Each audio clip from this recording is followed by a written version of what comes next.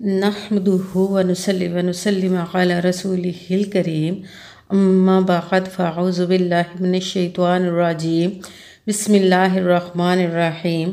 मेरे मुअज़्ज़ज़ सामाईन अकराम, अस्सलामु अलैकुम व रहमतुल्लाहि व बरकातुहू। मैं अपने रब कायनात से ये दुआ करती हूँ कि मेरे जितने भी सुनने वाले हैं, रब कायनात सबको सेहतमंद, तंदुरुस्त और लंबी ज़िंदगी अता फ़रमाए। हम सब की हर मुश्किल और परेशानियों तंगदस्तियों में मेरा रब कायनात हमारी मदद अता फ़रमाए। हमें ज़हनी, रूहानी, जिस्मानी अज़ियत और तकलीफ़ और बीमारियों से निजात अता फ़रमाए। हमें ज़हनी और रूहानी सुकून अता फ़रमाए।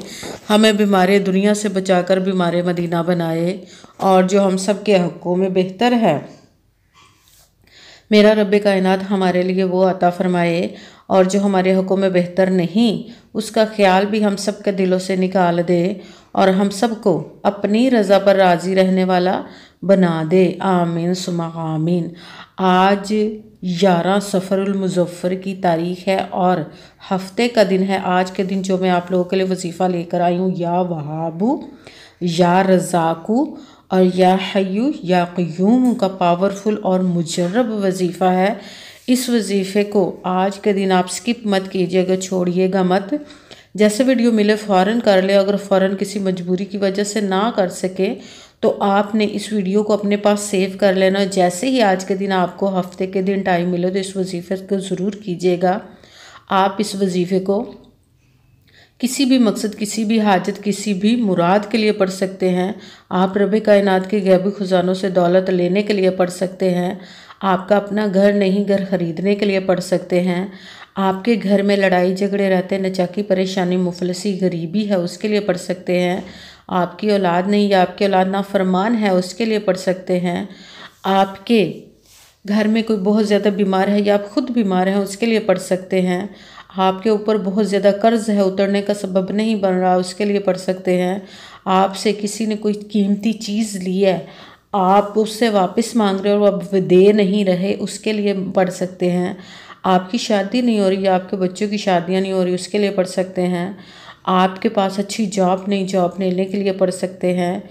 आपका अच्छा भला कारोबार चलता हुआ अचानक से बंद हो गया, उसके लिए पढ़ सकते हैं। आपके घर में ज़िंदगी में सुकून नहीं, आपके कारोबार में, दौलत में, रिज़्क़ में बरकत नहीं, उसके लिए पढ़ सकते हैं।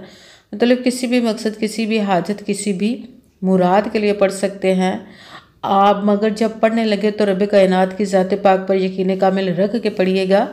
कहते हैं कि यकीन कामिल होता है, पीर कामिल नहीं होता। और अच्छी नीयत रख के पढ़िएगा कि रब कायनात कुरान पाक में इरशाद फरमाता है, इन्नमल अमालु बिन्नियात, कि जो अमलों का दारोमदार होता है वो नीयतों पर होता है। अगर हमारी नीयत अच्छी है तो हमारा अमल भी अच्छा होता है, और अगर हमारी नीयत ही अच्छी नहीं तो हमारा अमल भी अच्छा नहीं होता। चाहे हम जितनी मर्ज़ी मेहनत कर ले, जितनी मर्ज़ी कोशिश कर ले, उसका फल, उसका अजर हमें अच्छा नहीं मिलता। इसलिए अच्छी नीयत रख के, पुख्ता यकीन रख के, और 5 वक़्त की नमाज की पाबंदी लाजमत रखिएगा। फिर इस वजीफ़े को कीजिएगा, और वजीफ़ा करते वक्त आपके दिलों में, जहनों में ऐसा वसवसा नहीं आना चाहिए कि हम ये अमल कर रहे हैं, पता नहीं हमारी मुराद पूरी हो या ना हो। ऐसा हो नहीं सकता कि हम रब कायनात के किसी इस्म का या कलाम पाक का वजीफ़ा पढ़े और हमें कामयाबी ना मिले। ये हमारे ईमान की कमज़ोरी, जिसकी वजह से हमें नाकामियाँ मिलती है। आपने सिर्फ अमल करना है, उसका फल, उसका अजर देना उस ज़ात पाक का काम है, क्योंकि उसकी दस्ते कुदरत से कोई चीज़ बाहर नहीं, उसके कुन कहने की देर है और फयाकून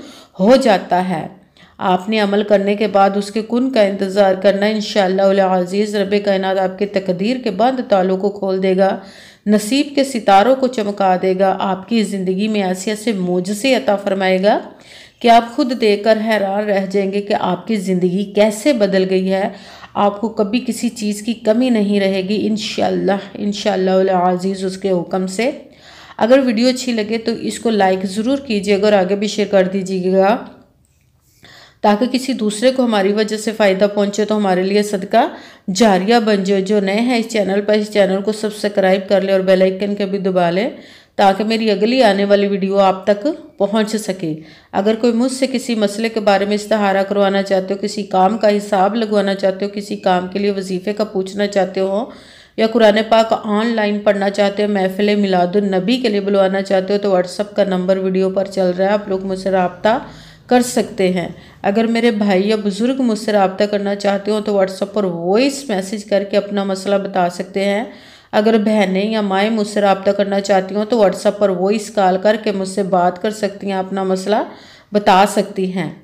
आपने वजीफ़ा करने से पहले कमेंट्स में अपना नाम और जहां आप रहते हो उस जगह का नाम और अल्लाह पाक का एक नाम ज़रूर लिखना, ताकि मैं भी आप लोगों के लिए दुआ कर सकूं और फिर वजीफ़े की भी आप लोगों को इजाज़त मिल जाएगी। आपने वजीफ़ा करने से पहले पूरी वीडियो को ध्यान के साथ सुन के समझ के फिर वजीफ़े को करना है। ऐसा ना हो कि वीडियो को स्किप कर करके छोड़ के सुने और फिर कोई बात रह जाए और आप वजीफ़ा करें और वो ठीक ना हो।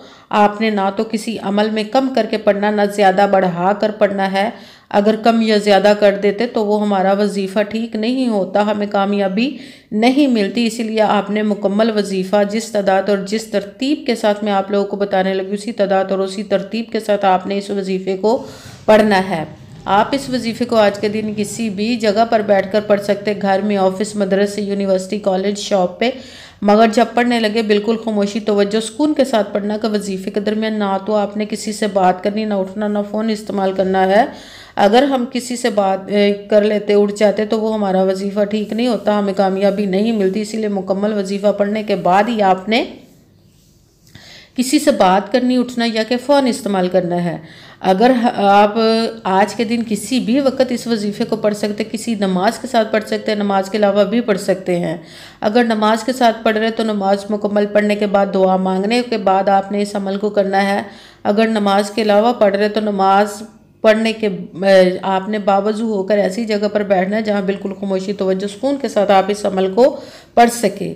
जब तो अमल करने के लिए बैठ के तो एक मरतबा आपने दुरूद पाक पढ़ना, कोई सा भी दुरूद पाक पढ़ सकते, मगर दुरूद इब्राहिमी जो नमाज में पढ़ा जाता है वो वाला एक मरतबा दुरूद पाक पढ़ ले तो ज़्यादा बेहतर, वरना कोई सा भी दुरूद पाक आप पढ़ सकते हैं। दुरूद पाक पढ़ने के बाद आपने आऊज़ु बिल्लाहि मिनश शैतानिर रजीम एक मरतबा पढ़ लेना। फिर अपने मकसद की, जिस मकसद जिस हाजत के लिए आप इस वजीफ़े को करने लगे उसकी नीयत कर लेनी। फिर सबसे पहले नंबर पर जो आपने वजीफ़ा पढ़ना वो है या वहाबू, या वहाबू, या वहाबू, या वहाबू, या वहाबू। इसको आपने 7 मरतबा 7 टाइम पढ़ना। फिर साथ ही दूसरे नंबर वाला वजीफ़ा या रज़ाक़ू, या रज़ाक़ू, या रज़ाक़ू, या रज़ाक़ू। इसको आपने 11 मरतबा 11 टाइम पढ़ना। फिर साथ ही तीसरे नंबर वाला वजीफ़ा